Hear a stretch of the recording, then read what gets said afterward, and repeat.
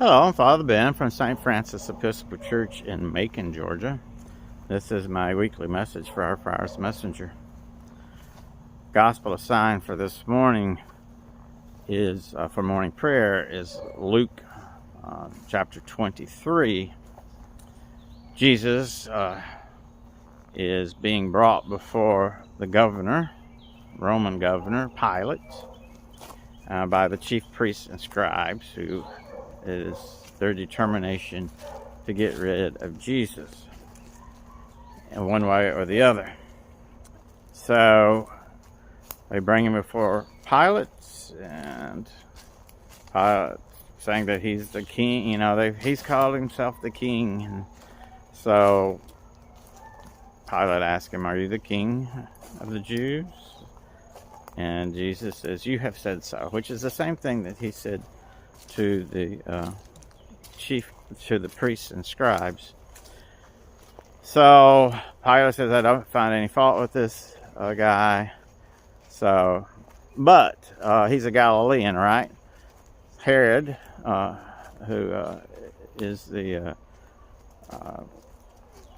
head of Galilee, happens to be in Jerusalem that day, and Pilate says, "Well, send him to Herod. Let Herod deal with it." Herod's anxious to meet Jesus because he wants him to perform some magic tricks, I guess. And Herod can't find anything about him either, but mocks him and sends him back to Pilate. Neither one of them with the blood on their hands.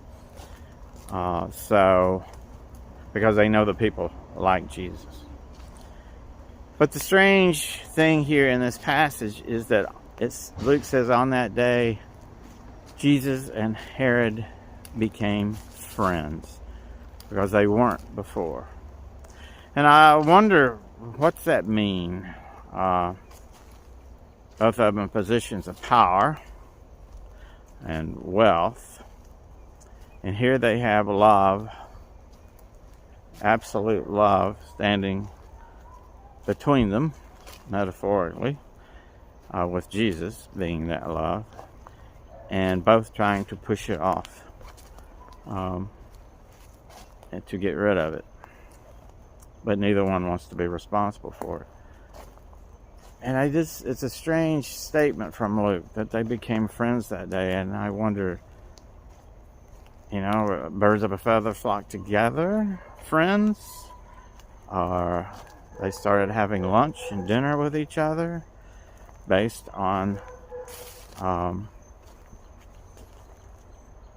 killing love or trying to eradicate love. So I don't know what that means, and I haven't heard a good explanation from anyone else. But I know people with like minds do like to be around each other, and maybe if nothing else to make sure the other one's not doing anything that they're not doing, and to keep an eye on them for fear of their own lies. I don't know.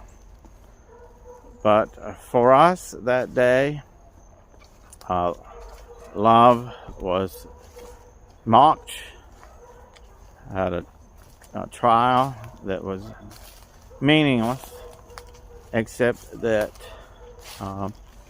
the religious and the political powers sent Jesus to be crucified because they did not like Jesus' message of love, tolerance, and his mission of diversity and equity and inclusion.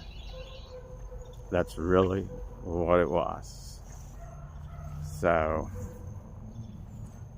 I leave you with that.